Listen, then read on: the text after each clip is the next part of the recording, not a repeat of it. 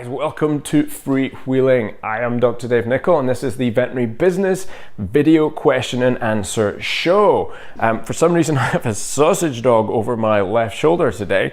Not sure what that is there for, but I don't have a dry wipe marker so I can't wipe it off without getting purple pen all over my hands. Now today's question comes from Jenny Staddon. Now Jenny asks a brilliant question, one that many managers and leaders struggle with.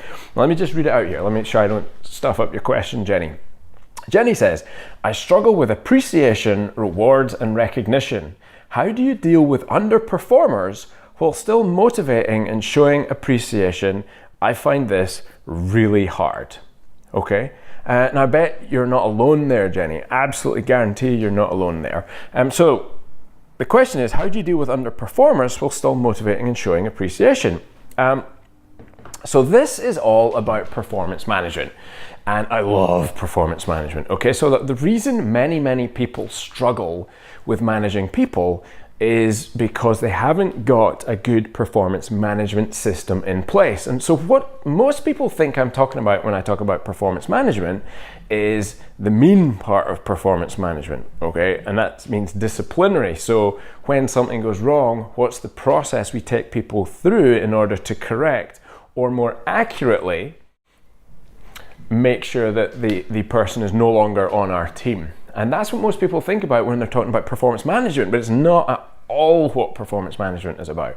Performance management is a simple series of steps. It's a process that needs to be built at the heart of your veterinary business in order to get the most out of your people. Okay, and so Jenny, if I just run through this process and then we come back to your problem, maybe that's going to help a little bit. So I'm going to pop over to the whiteboard here, and performance management starts by setting a clear objective.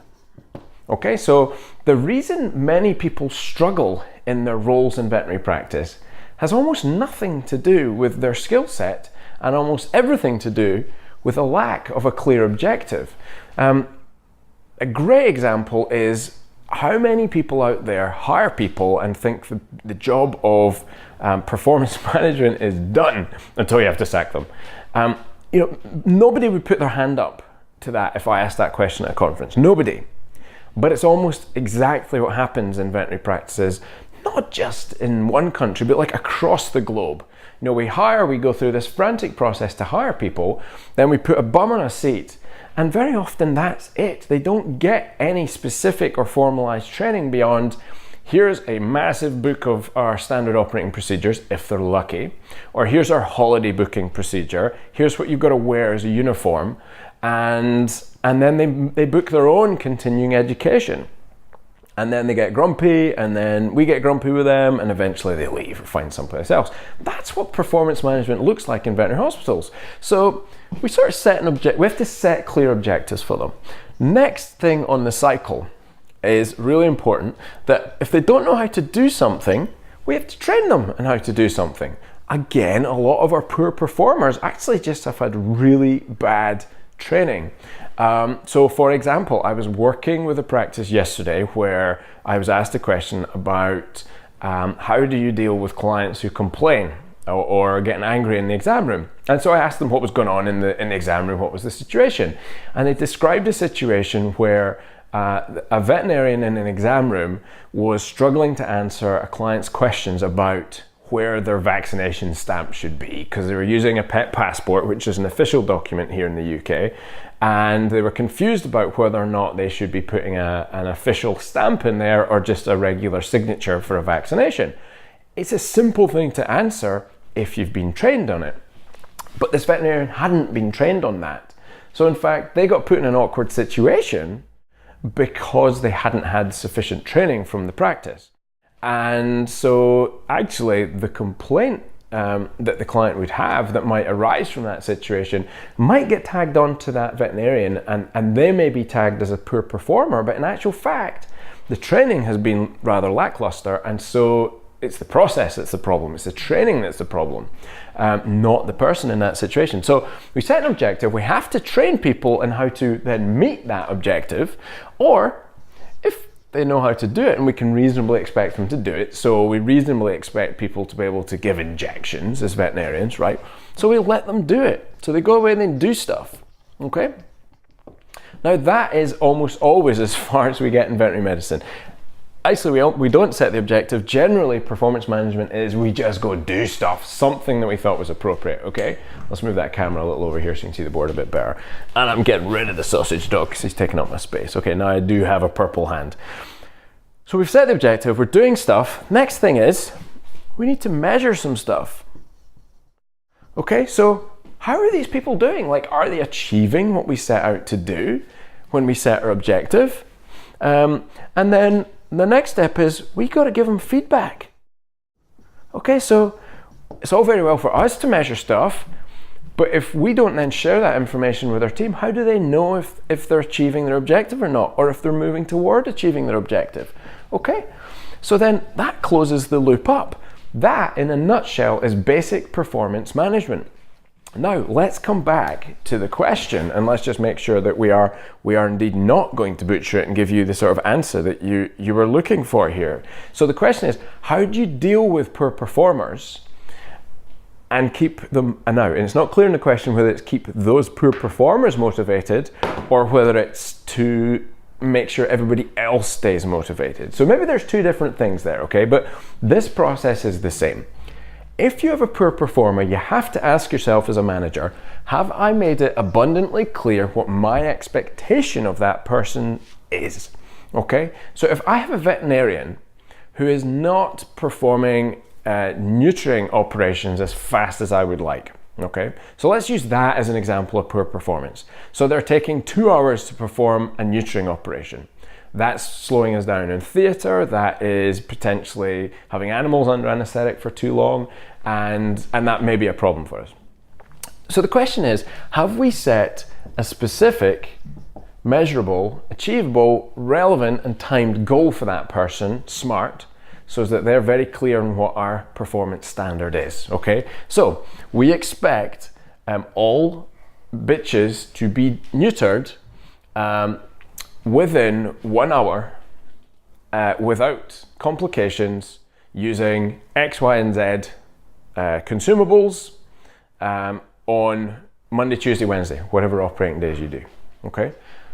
That makes it very clear what the required performance standard is, okay? So now if we've got a new graduate, we have to train them, okay? And when we train them, we let them do stuff, then we're going to measure it. And maybe our new graduate takes 2 hours. Okay, so they fail the performance standard. But that's fine because they're a new graduate. We're not expecting new graduates to come straight out the box and do neutering in 30 minutes, right? So we give them feedback and we go, okay, so the things you did really well there were these, the things that we think you can improve on are these, or we ask them the same question and go, so what do you think you did well and what do you think you can improve upon? And where are you going to go in order to learn those new things? What support do you need? So you have conversations like that, and you pass them back that in the form of feedback or mentoring or coaching or training, okay?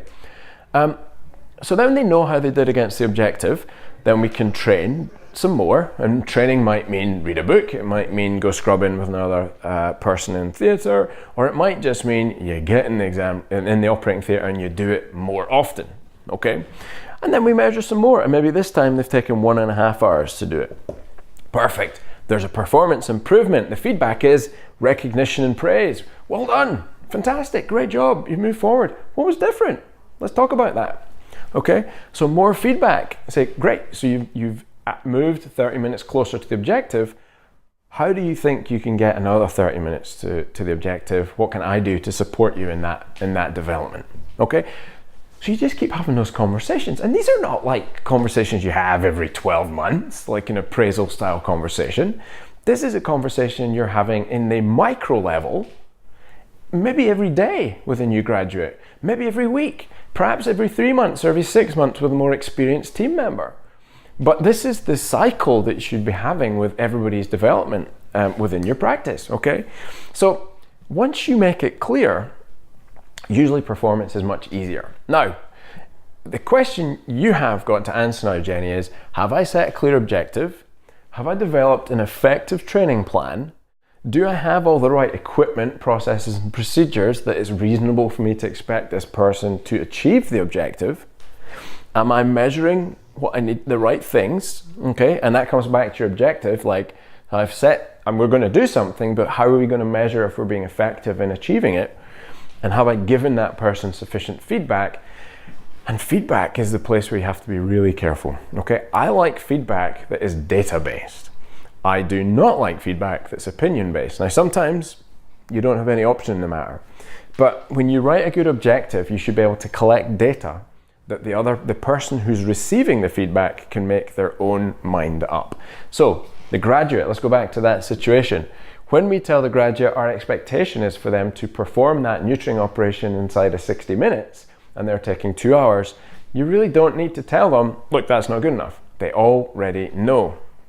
So your conversation isn't about beating them or being judgmental. The conversation is about supporting them and being curious about how they plan to meet that objective or how you can facilitate that happening. Totally different shift, like way of doing things, completely different mindset. And so that requires, what does that require from you? Well, it needs you to go back and make sure you've got objectives written and developed for all your positions. It probably means you've got to have standards of care written for a lot of the things in your practice as well. This is why I'm so hot on process and procedure, because if you don't have those things documented, how on earth can you manage performance, okay? It means you've got to have training plans, and you've got to be, as a manager or a leader, whether that's practice manager or clinical leader, you have to be available to have these performance conversations, okay? And remember, circling back to the last point in your question, how do you keep people motivated? Well, if you want, and really I want to use the word engaged, because you probably can't make someone motivated. That is an intrinsic thing that comes from within, okay? We are all motivated to do something. We might be motivated to work hard and put in a lot of hours. We may also be motivated to go home the minute our shift ends. That's still motivation. The question is, how can you have people engaged with what you wish them to do within your business? And this performance management cycle ticks a lot of those boxes. So make clear what your expectation is, and make clear how that links to the bigger vision picture for your practice, okay? Train them. When you're training people, you're helping them to grow, you're teaching them, you're helping them in the progress towards mastery. And growth, development, mastery are all big steps towards self-actualization and feeling good, having good self-esteem. So you're helping them to do that. Give them the feedback and then praise them for a job well done, okay? Now, there's a whole other conversation we could have about reward and recognition I'm not going to get into just now, but know this, that recognition trumps reward all day long. All day long. And there is no shortage of data to show that the amount of money it costs to give recognition compared to the improvement in performance or the correlation with good performance beats by miles any improvement you can get by giving pay raises. Okay, pay raise is going to give, it's like a little hit of dopamine or, you know, sugar water to a rat in a maze. It's there, it's nice, and then it's gone, like, because everything else expands to consume the pay raise. Recognition of a job well done contributes to someone's feeling of certainty that they're a good part of the team and they're valued, which contributes to their feeling of significance, which contributes to their sense of connection and love of you and of the team and those around them. It contributes to their sense of contribution. It contributes to their feeling that they're growing and moving forward.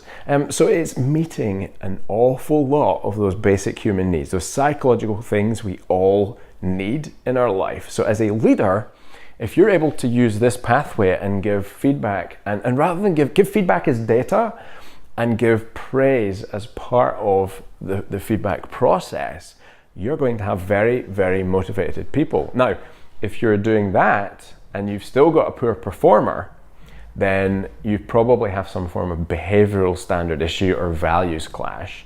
And that's a different conversation as well. That's a different challenge. And it may be you've just got somebody either doing the wrong job or they're just on the wrong bus entirely. They're not just the wrong seat on the bus, they're on completely the wrong bus. And that's fine. But I think as managers and leaders, we need to be looking at structure like this in our performance management system Whether that's on the macro level, where it's once a year you're reviewing these things, but also, and I think more importantly, on the micro level, where individually you're able to just take a 15-20 minutes coffee time out with somebody and go, let's talk about how you're progressing, how are things going, and everybody knows what's coming. There's no surprises in these conversations. Okay, so that's what I got for you today. That is a question. Thank you very much to Jenny.